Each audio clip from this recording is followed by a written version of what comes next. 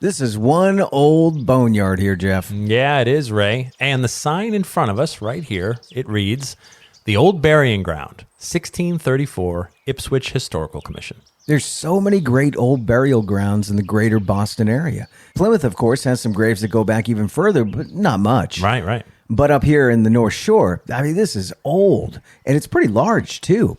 There are over 2,000 graves in a cemetery that kind of stair steps up the hill away from High Street. And the back of Old North Burying Ground touches the more modern Highland Cemetery. So there's a lot of dead people around us right now. A lot of dead people. And some go back to the very earliest days of Essex. Back to when this town was called Chebacco Parish. So I'm guessing we're here looking for an historic grave. We are, indeed. But we're looking for several historic graves, to be exact. And I'm afraid all we're going to be able to see today, though, are the headstones because the bodies have been snatched. But who done it and why? We've come to Essex, Massachusetts to search for the Ghoul of Chebacco Parish.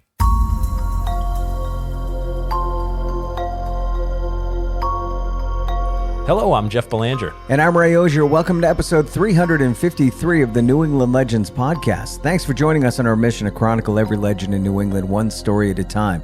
Did you know most of our story leads come from you? This one did. Thanks to our buddy John Gately for sending this one in. If you've got a story you think we should check out, please send us an email anytime through our website. We love to hear from you. So we'll go looking for the Ghoul of Chebacco Parish right after this word from our sponsor. So, Jeff, this isn't the first ghoul that we've gone looking for. No, back in episode 283, we explored a ghoul from Cranston, Rhode Island. Over the years, we've learned that grave robbing and body snatching was a big problem, especially in the 1800s. There were all kinds of reasons people broke into graves, stealing jewelry and gold teeth for one, but sometimes entire bodies were stolen. That's true, and that's the case here as well. We have a mystery of some missing bodies. All right, here's a little more about Essex, Massachusetts. The region was first settled by the Agawam tribe many centuries ago. In fact, it was first called Agawam when English settlers arrived back in 1633, but they soon referred to their new home as Ipswich. They incorporated a year later. And obviously lost its first resident the year it was incorporated, according to the cemetery sign in front of us. Right. Ipswich was founded by the son of one of Massachusetts Bay Colony founders, John Winthrop. A fleet of ships sailed from England to settle the area north of modern-day Boston. This area of town was known as Chebacco Parish until it broke off from Ipswich and incorporated as Essex back in 1819. Being a coastal town, it's always been known for its fishing and for being a seaport. Back in 1817, this town was known for something much more sinister: grave robbing. So let's head back and see if we can solve this mystery. It's October of 1817 here in Chebacco Parish, and locals are spooked. They're spooked because for the last several nights, people have noticed strange glowing lights drifting through the cemetery at night. Hey, look, Ray, over there. Ghost lights. Yeah, that's what people around here think too. And they're too scared to go see for themselves. At least they are at night. It's the following morning when the gravediggers come to examine the cemetery. They're shocked at what they find. Oh, Jeff, look, over there. Yeah, I see it. A grave has been dug up. It's the grave of Sally Andrews. She was 26 when she died of tuberculosis. Do you think someone thought she was a vampire? I don't know. I mean, digging up the graves of suspected vampires who were sick with a plague like tuberculosis, that's been a thing for a long time. But usually in those cases, the body is either burned or disturbed in some significant way. The body of Sally Andrews is missing. Right. Hey, look over there. It looks like another dug-up grave. This grave belonged to Isaac Allen. He was only 10 years old when he died just a few weeks ago. By the time the search of the Chebacco Parish burying ground is over, it's discovered 8 graves have been dug up and the bodies stolen. In addition to Sally Andrews and Isaac Allen, who we already mentioned, among the missing bodies are that of Philip Harlow, also 10 years old, Mary Millett, who was 35, William Burnham, who was 79, Alicia Story, who was 65, and Samuel Burnham, who was 26. As you can imagine, people in town are beside themselves. Grave robbing is one thing. These ghouls snatch the bodies. A committee puts together a notice of a reward with the huge sum of $500. Go ahead and give this a read, Ray. Okay. It says $500 reward. Most daring and sacrilegious robbery. Stolen from the graveyard in Chebacco Parish in Ipswich. The bodies of 8 persons, 7 of whom were interred since the 13th of October last. The other, a colored man, about 6 years ago. As without doubt, they have all, ere this time, passed under the dissecting knife of the anatomist, either of the rude novice in the art or the skillful professor. Right. I mean, doctors and medical students have been known to snatch bodies for dissection. And given the deaths were recent, that makes sense. As the notice concludes, they have little hope of recovering the bodies. The empty caskets are pulled from the ground and buried in a group on the far side of the cemetery. Minister Robert Crowell delivers a sermon for the somber occasion. Some of them, indeed, in the hour of dismay, were betrayed into cowardice, and into a treacherous forsaking of their friend in the hour of adversity. But they soon recovered themselves out of the snare of the devil, and exhibited, ever after, a diligence and fidelity and courage. Meanwhile, folks in Chebacco Parish are looking at anyone in the medical profession, anyone with an interest in medicine, with a suspicious eye. And pretty soon, they have a suspect. Dr. Thomas Sewell. Dr. Sewell is a regular attendant at worship every Sunday. He's respected in the community as a skilled doctor who ministers to the sick and dying. Though he's an outsider from Maine, he married Mary Choate, the daughter of Captain David Choate and Miriam Foster, both of Chebacco. The family vouches for him, but still, some are suspicious. Hey, look over there. A small group of the councilmen are snooping around Dr. Sewell's home where he sees patients. I can see some of them looking in the windows. What do they see? I'm trying to see inside. I Oh don't. my, look, there's a corpse on the table. And that's all it takes. Dr. Sewell is arrested for being in possession of an unsanctioned corpse. A law passed in 1815 made it a felony to rob a grave. Dr. Sewell is accused of robbing 8 of them. He hires a lawyer to defend himself. None other than the famous Daniel Webster. Still, in the end, even with the great Daniel Webster defending him, Dr. Sewell is found guilty and fined $800. He's ordered to leave the community forever. And that brings us back to today. You may think things ended badly for Dr. Sewell, but he moved from Massachusetts to Washington, D.C., where he founded the medical school at Columbian College, which is now part of George Washington University. He was appointed professor of anatomy at the National Medical College in 1821 and held that chair the rest of his life, which was 1845, when he died from tuberculosis at the age of 58. Today, there's a hearse house building on the cemetery grounds.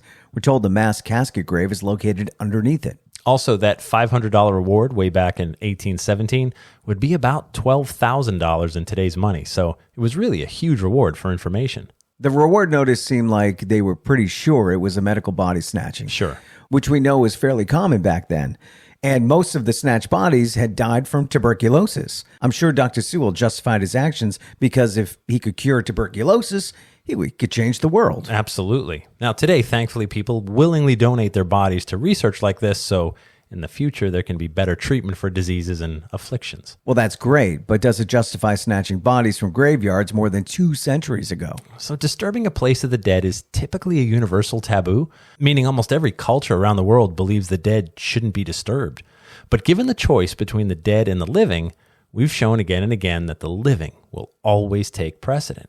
Even if that means sometimes we gotta commit a sacrilege. Dig up the dead and snatch them away.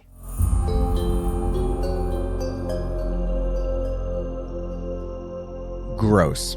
And that takes us to After the Legend, where we dig deeper into this week's story, sometimes veer off course. After the Legend is brought to you by our Patreon patrons. You need to go check out our Patreon page. It's the place where our patrons get early ad-free access to new episodes, plus bonus episodes and content that no one else gets to hear. And they also get early and discounted access to our events and everything else we have going on. Their support makes this podcast happen. We'd love for you to join us. It's just $3 per month, and it goes a long way in helping the cause. Just head over to patreon.com/New England Legends to sign up. And to see some pictures of the old burying ground in Essex today, click on the link in our episode description or go to our website. Click on episode 353. Ghouls. Snatching bodies. Body snatchers.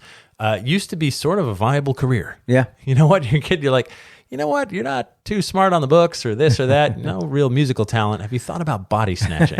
Right. Pays well. All you need is a shovel. Yeah. I mean, and the doctors, I'm sure they're just like, I just want the body. If it's Yeah. covered in jewelry, well, You take if it. that disappears between the grave and here, I'd never know. Yeah. There were no cameras back then. That helped. That's true. Yeah, there's cameras everywhere, satellites, everything. Yeah. So you could get away with it a lot easier. Can you imagine? I mean, and I'm sure like once something like this happens, you literally have to hire somebody to sit in the graveyard all night to just watch. And for they did that, right? Yeah, the night watchman. Yeah. That was like With the lantern. yeah, that was a job in tons of places. Yeah. Like the, cemeteries, buildings, so on. Mm-hmm. And what a boring, lonely job where 99% of the time nothing happens. And you're hoping that somebody wants to steal a body yeah, you're like, oh, just for some action. how was your night last night? Same as the night before, honey. Nothing. Just sat there and nobody robbed a grave. Yeah. Hung out with a bunch of dead people. But at the same time, yeah, it's awful. Like if you have a loved one in the ground and even if someone you did meet like 2 generations ago, maybe someone who died before you were born, I'd be furious. Sure. If someone you did what? Desecrated dug the up body of someone you love. Yeah, my great grandmother, you dug her up for what? You Yeah. know? So and by the way, a million times worse. These bodies, most of them had only been in the ground weeks. Wow. So the people are hurting, Yeah. right? The people that lost children, 10-year-olds and friends and family and so on, they were still very much in mourning. And now you learn that your child's body's been stolen. Yeah, you got to relive it. Can you even? No. Like I would be $800 fine. Sure. After I'm done with him, you can give him an $800 fine. $800 fine and a beating, maybe. The beating first. Yeah. And I don't think he'll be able to reach into his pocket when I'm done with him. I mean, that's so awful. Well, the beliefs back then, too. I mean, you put the body in the ground for a reason. And we do that now. course we And do. many of us believe in a certain thing. Sure. But I think back then, the beliefs were a bit stronger when it came to how you passed over your loved one into the next realm. Sure. And I'm sure but just like today, there were doctors that said, your son is gone. Right. The person that was your son, that spirit has moved on and is in heaven and wherever else. The shell doesn't matter. But if I could cure tuberculosis, Yeah. Give me that body. Isn't that great? Like, I'm not messing around with the body. I'm trying to like further something so another person's son doesn't die from tuberculosis, which is noble, truly. Yeah. And this is why people donate their bodies to science. That's right. Yeah, and you hear that all the time. And we've come a long way in But that. there's a process that goes along with that. Not someone just stealing the body. My choice, right? Right, exactly. Not your choice. Yeah. My choice. I mean, if you I signed a form and everything. at the RMV, right? Yeah. The weirdest place to sign a form. It is for that. If you look at my driver's license, there's a little heart on it. I am a donor. Yep. I don't remember. I mean, it's been so long since I filled it out, but I don't remember what I said they could take. Can you take it all? I mean, you could take if the organs are. I don't think there were options. I think it was organs, right? Everything for the organs. Yeah, I don't but not think your there was whole body. options. But not your whole body. Maybe you're right. It was just the organ. You're an organ donor. Yeah, I'm an organ donor. But isn't your body one big organ? Maybe. Skin is an organ. Yeah. So yeah, not that one. You could take all the parts. You're not going to want the kidney or livers, or liver, right? Useless to anyone. Yeah, that'd be like, oh, That's why I died. This is worse than the one would be putting in. So skip those. But if the eyes are pretty good, the heart or whatever, by all means. But mine's 2 sizes too large. Oh, Aw. look at that. But yeah, no, I think that we have come a long way. And I don't. When's the last time you heard about a grave robbing? Oh, you haven't. Yeah, Maybe they keep that stuff quiet though. it ain't good for business. No, it's not. But again, with cameras everywhere and satellites, Yeah. and you just can't get away with it. There's a sign out front. It's been X days since Yeah. our last grave robbing. You're like, oh wow, 2,843. You go by the next day, it's been 1 day. Oh, so that happened. Yeah, well, it takes a lot to dig. People had a lot of time on their hands back then. Could you imagine digging a hole? 6 Just feet. digging a hole, a 6-foot hole. 6 feet down. And why in the movies when they dig holes, when you see somebody dig a hole, a grave, it's perfect. Yeah. The sides are perfect. Not in It's a Massachusetts. perfect rectangle. Yeah. How do they get away with that in the movies? Yeah. So if you've ever dug anything in Massachusetts, all of New England, come on. Oh, yeah, Not yeah. just Massachusetts. Put a shovel on the ground. If Clink. you're going to, right. Oh, a rock. Well, let me try over here. Same rock. Clink. Oh, he's still going. Yeah, we got a bunch in our backyard. They're everywhere. I mean, I was digging out a flower bed once, just a small little area, and I removed like 10,000 stones, and when you see those colonial stone walls, now you know why. Right. Because anytime someone's like, oh, let's put in a farm field, like every time they hit a rock with the plow, they just put it in a pile to mark the property line. Yeah, like it wasn't just for show. Well, it was to they get had it to out do of, something with the rocks. get it out of the ground, get it out of the way, and then they just pile them up. Yeah. So I mean, try it. That's all I can say. Try it at home. It's the worst. Dig in and try it. But yeah. So no, it's a story we don't hear about much anymore because nobody's robbing graves these days. But there was a time when they did, and they were called ghouls. If you enjoy spending time with us twice each week as we explore this weird place called New England, you can help us a lot by posting a review for us and sharing your favorite episodes on your social media. That's how we grow our community. The more people sharing, the more story leads to come in. Plus, we love hearing from you. You can also get more involved in our New England Legends Facebook group, and you can download our free New England Legends app in the App Store. We'd like to thank Michael Legge for lending his voice acting talent this week. Thank you so much to our sponsors. Thank you to our Patreon patrons, and our theme music is by John Judd. Until next time, remember, The bizarre is closer than you think.